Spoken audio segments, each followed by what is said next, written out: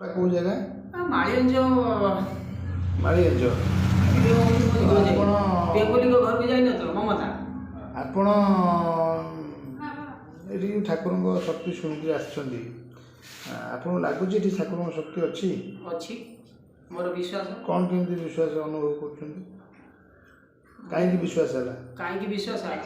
କାହିଁକି ମୁଁ ନିଜେ ଠାକୁର ପୂଜା କରୁଛି, ତମେ ଜାଣିପାରୁଥିବ।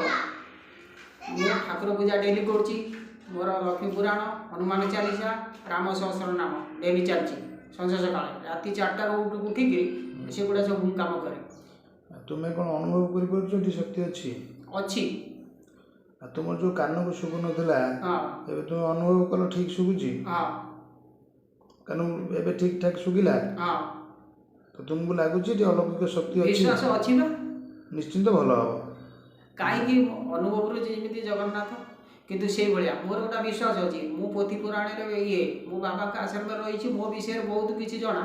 କିନ୍ତୁ ମୋର ମୁଁ ଯେକୌଣସି ଜାଗାକୁ ଯିବି ବାବାମାନଙ୍କ ତମେ ଯେତେ ଜାଗା ଦେଖିଛ, ଏମିତି ହଠାତ୍ କୋଉଠି ଭଲ ହେଇନି? କିଏ ଯାଇ କହିଛନ୍ତି ମୁଁ ସେଇଥିପାଇଁ ଲୋକ ଜାଗାରେ କହୁଛି, ମୁଁ କହିଲି ଯିଏ ଗୋଟିଏ ଥର ଯିବ, ଦ୍ୱିତୀୟ ଥର ମାନେ ଯିବ ବୋଲି ବାଟ ପାଇବ।